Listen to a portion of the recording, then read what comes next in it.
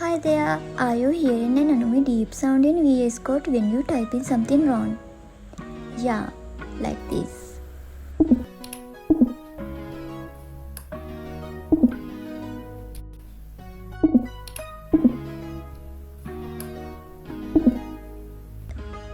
It is super distorting, right? But don't worry, here is how to remove it. Go to setting, type sound. You will see sound like this. Both are usually set to 100.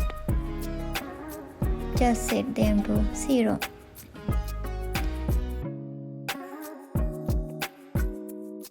And just like that, no more annoying sound.